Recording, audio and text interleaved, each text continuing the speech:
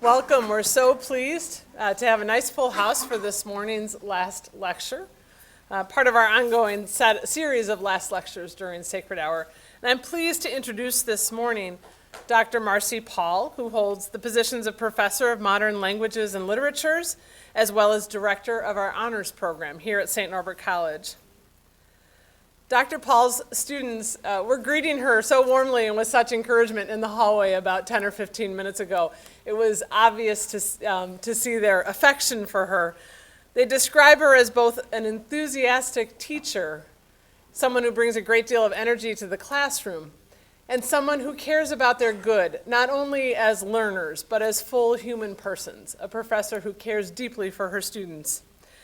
And we colleagues know her as someone who expects the very best of our institution and each of us, and calls us to contribute at a high level and leads by example in doing so herself in so many ways. So it's a great pleasure to turn over the microphone this morning to our friend and colleague, Dr. Marcie Paul.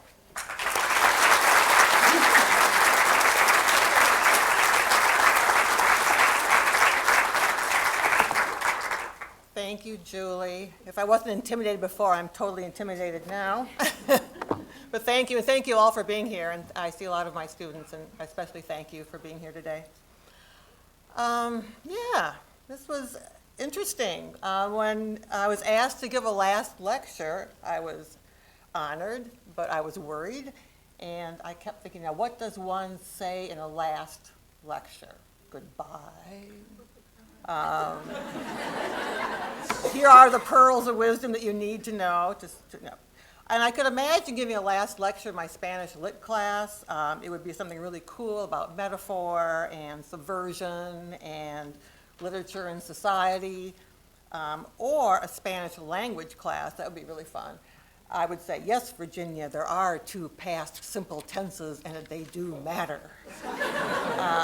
But to my colleagues and friends and students, this is much more difficult. There's a lot of combined wisdom out here in front of me, much more than I can offer. I chose the title Out of Order because it suggested several different ideas that really resonated with me at this point in my life. The more I thought about order and disorder, in order and out of order, the more confused I got. I knew that I wanted to talk about the world being out of order and our response to that brokenness. But I was also drawn to out of order as in, you're out of order.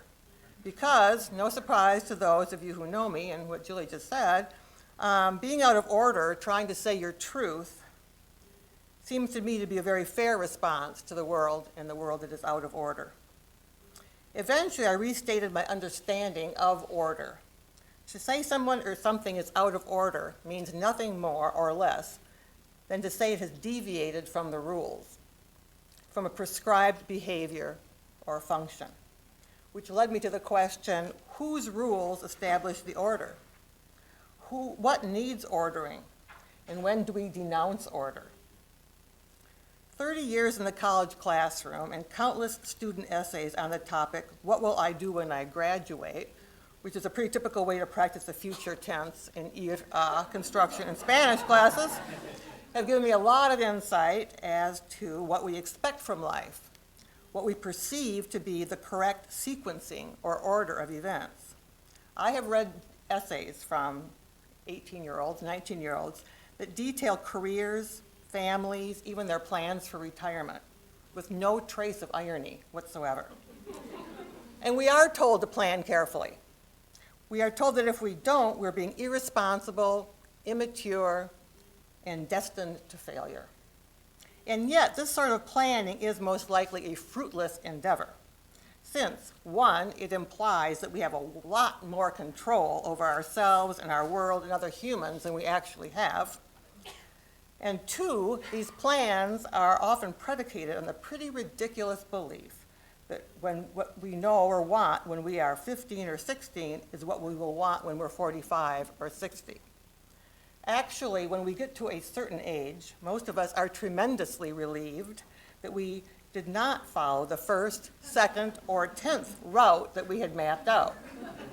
Take a breath, those of you who are of a certain age. Imagine this. You are married to your very first sweetheart or crush. Remember how cool she was. The jeans, the hair, the pink lip gloss. Or remember how cool fill in the blank and how awesome his eyelashes were, his little swagger, or the way he slammed his locker door. Made you weak in the knees. When I was in middle school, we were all in love with a kid who was 5'4", skinny, and could really dance the twist. That was his big attraction. He was cool. This sense of order, of the correct sequencing of appropriate events or actions, is based on cultural, social norms. Order is defined by our parents, my Aunt Phyllis, may she rest in peace, or heaven help us, celebrities like Toby Keith.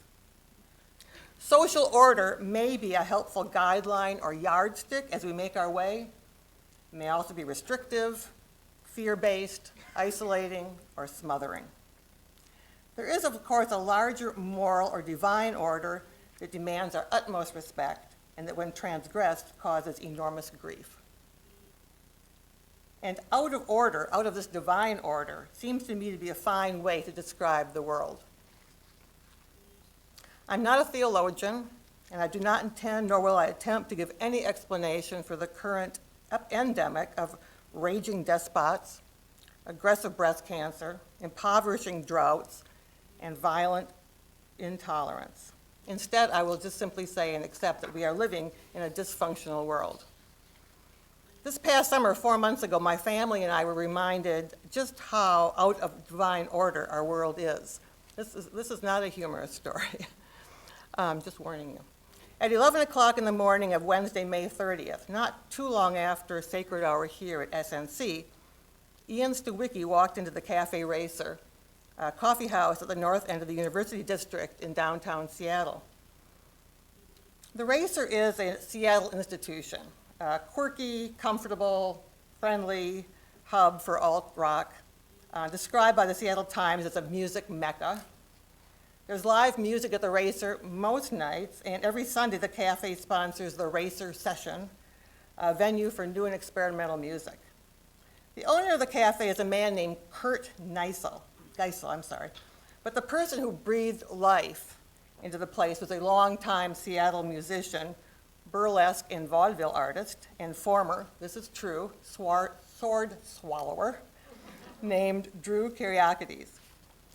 A large community of Seattle musicians call the Racer their living room.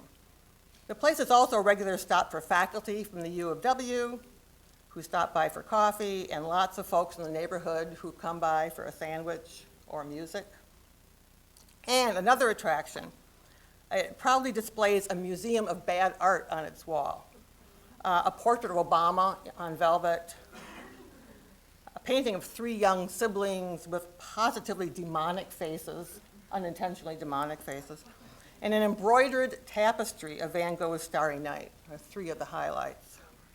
Anyway, Stewicki came into the Racer, walked over to the counter. It's about the size of the counter at the Luna, but it has stools for sitting, spoke briefly with the barista, and then pulled out 2 guns and began shooting. Kurt Geisel later told a reporter, "It was like somebody walking into your family dinner and opening fire." Stewicki, who suffered from a severe mental illness, killed 5 people that morning before killing himself. 2 of the victims were very close friends of our oldest son, Daniel. One was Drew, the musician and sword swallower. The other was Joey Albanese, a bass player who was another fixture in Seattle's punk music scene, and Drew's best friend. Joey and Drew had befriended and mentored our son Daniel, who's a horn player, when he moved out to Seattle 3 years ago. And in May, Dan was playing in 3 bands with Joey, Bat Country, the New Klezmer Army, and God's Favorite Beefcake. Dan and Joey were, in fact, scheduled to rehearse at the Racer that afternoon for a gig they had that night. I have to brag, the last 2 bands, New Klezmer Army and God's Favorite Beefcake, had performed at the Seattle Folk Life Festival and Columbia City Theater just before the shootings. When Dan talks about Joey and Drew, he recalls emotionally that whenever Joe, who was quite a bit older, introduced Dan to another musician, he would say, "This is Dan Kaplan. I'm in 3 of his bands." I've spent a lot of time in the last few months trying to figure this out, to even get my head around this chaos and this mayhem. How do we reconcile this carnage with a God who loves the world and her people? I don't believe that a loving God sends car accidents or breast cancer, nuclear weapons, or psychotic gunmen into our lives to test us or punish us or lead someone else to their own true love. I don't believe that everything happens for a reason, and frankly, I don't even consider that a comforting platitude. Instead, I think that the mystery of divine providence and human suffering, of order and disorder, may best be understood as an invitation to people of faith.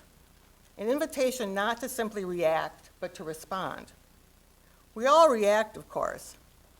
After the shootings, hundreds of us reacted with disbelief and anger and grief. I really liked what one person wrote on the Folklife page. Shooting spree in Seattle? The Cafe Racer house band? The band, really? And personally, I have to admit that part of my initial reaction was pure relief that Dan was still at work when Stawicki went into the racer. Reactions are knee-jerk, and they're automatic, and they're primal. Our responses are deliberate. So if we are invited to respond, what might that response look like? I would suggest that our goal should be to formulate a response shaped by humility and generosity, honesty, and bravery.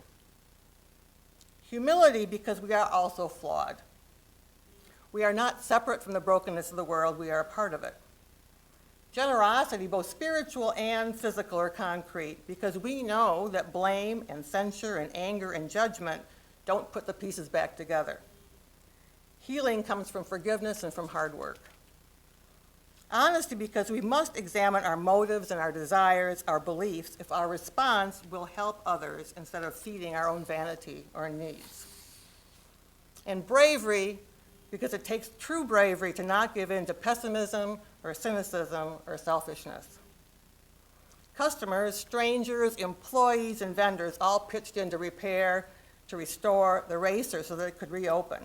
Money, time, coffee, it's the Seattle coffee, paint.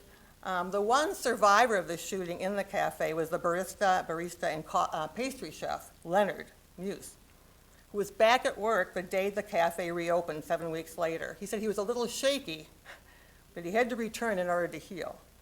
His parents came to be with him. The music goes on. The owner has remarked on how he still doesn't like to turn anybody out of the cafe because we're all a little quirky here. We don't want to judge. The bad art, thank God, is still on the walls, along with lots of new memorials. Humility, generosity, honesty, and bravery. As I considered these responses, I went back to my earlier thoughts about order and being deliberately out of order. Because another part of our response to a broken world must be a constant questioning of our own understanding of order. What do we consider orderly and why?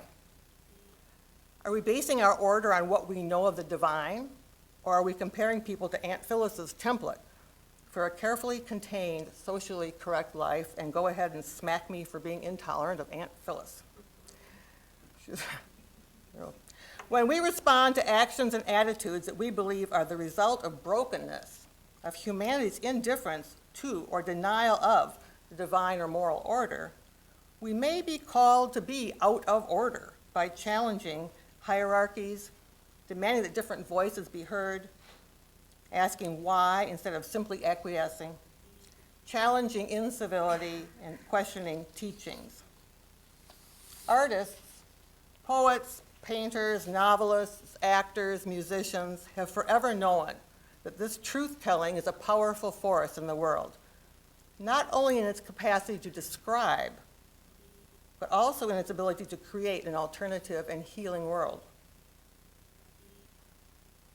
If you Google the Cafe Racer, you'll find lots of photos of memorials, lots of photos of Leonard, the barista, of the new paint job, which is just as awkward a color scheme as the last. And you'll find scads of photos of Drew and Joey, my sons in the background, some of them wearing a pork pie hat and playing a clarinet. Neither Drew nor Joey looked like a guy you want to bring home to your parents, unless you were deliberately taunting them. tattooed, costumed, scruffy, pierced. When he went on stage with God's favorite beefcake, Drew looked like a character out of a Tim Burton film. What you'd expect, I suppose, from a guitarist and songwriter who used to be a sword swallower. Part of me, a part I'm not proud of, thinks, honest to God, Daniel, really? Couldn't you just once in your life hang out with the Brady Bunch? But the you're out of order part of me answers, hell no. Yeah, Drew and Joey were certainly out of order. They were both incredibly kind and talented and generous, humble, funny, outspoken, and genuine. The out of order that put some divine order back into a broken world. So I'm asking all of us to question the order, the rules, the prescriptions that we use to organize our lives, to plan, to act, and to respond. And God bless Leonard and Joey and Drew and Dan and Bat Country and the New Klezmer Army and Kurt. God bless all of the musicians and artists out there who are living out loud and out of order. And God bless us all. Thank you very much.